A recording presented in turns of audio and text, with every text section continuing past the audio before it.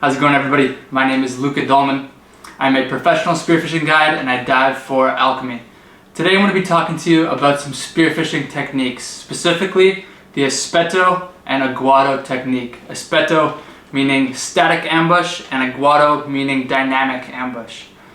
As I go on in this video explaining some tips and tricks, I want you to understand spearfishing is subjective. So because I have found that these techniques work for me, you might do something differently. As long as you're landing fish, there's no problem. That's what this is all about. Diving safe, landing some fish.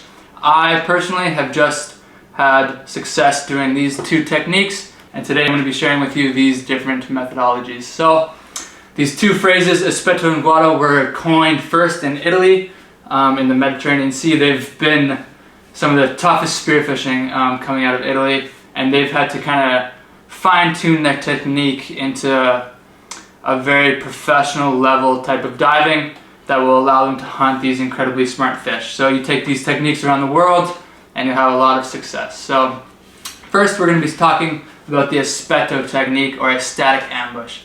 This technique involves the diver kicking very, very slowly to the bottom of the ocean, finding a nice hiding spot, a little reef overhang or some rocks to hide behind, essentially hiding majority of your body. So you're going to be down there tucked in the reef, you're going to see a fish in the distance and you're not going to do much. So a couple things that I've kind of picked up over the years is when I dive down, I'm hidden, I'm tucked into that reef, and I see a fish already, I have eyes on a fish already, that fish is already interested in me. And why that is because when I dive down, that initial meat impact hitting the bottom is a disturbance enough for a lot of these predatory species to come into me. So if I sit down there, I tuck in, I'm not being aggressive at all, I'm being as inviting as possible, as enticing as possible. I tuck in, I slowly look up, fish is coming towards me, he turns broadside, give me that broadside, I fully extend and I fire. If I dive down and I don't see any fish in the vicinity, there's just little bait fish kind of roaming around the reef, then what I'll do is I'll throw out some grunts, so that we call them grouper calls. I'll throw out some of these grouper calls sporadically, kind of randomly, until I see a predatory species come in. That's how I know he's then interested in me. I will then kind of cut off the grunting, maybe in total maybe 4 or 5 grunts, kind of depends on the situation. I'll cut that grunting off, I'll kind of sink back into my little hiding spot, wait for him to come in, make that first pass, fully extend, and I'll take my shot. Some key takeaways of this technique is to do as little as possible. I found effective doing some patting of the sand, some we call it dusting, or some scratching of the reef, little grouper calls here and there, but I want you to think the less you do, the more enticing you are, the less threatening you are, and these fish are going to come to you. You'll know you're doing it right when you're hunting every single fish on the reef. So you find your hiding spots, you've kind of tucked in, you've tucked in for a long sit, you have little bait fish surrounding you. So if you're not spooking those little bait fish, you know you're doing it right.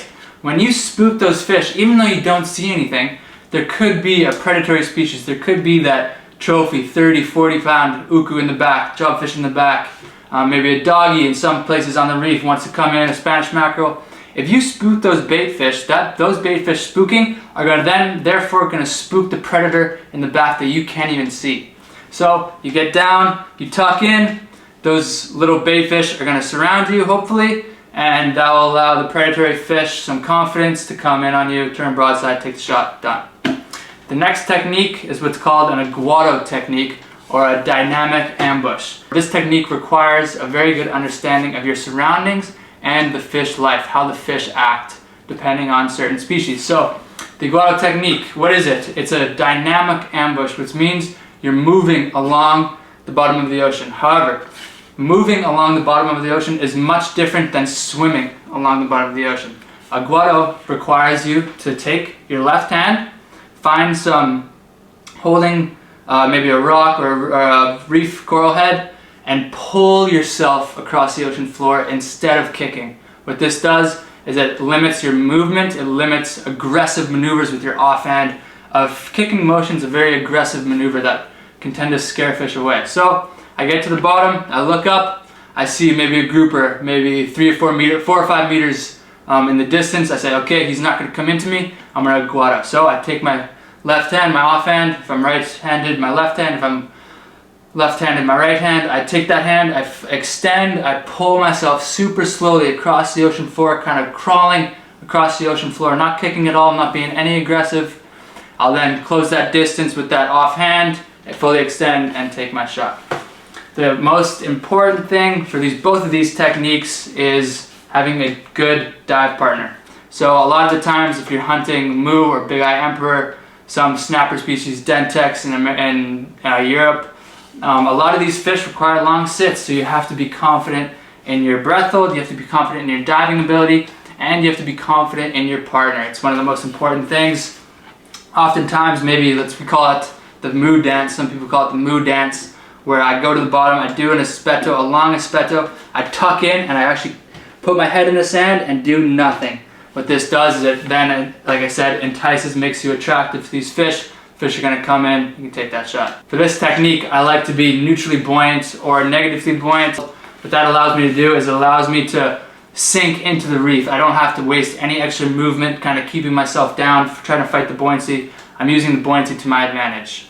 The key takeaways for both of these techniques, and I'm kind of sounding like a broken record, is get straight to the bottom. Don't waste any time. If you see a fish in the middle of the water column on the reef and you're going to point at him, just get straight to the bottom. I promise you, he's going to be interested in you because of that disturbance. He's going to come into you and you're going to have a way higher percentage shot shooting broadside than shooting straight up and down. So I appreciate you guys watching the video. If you have more questions or anything that you don't quite understand, shoot me a message and I'd be happy to answer it. Cheers.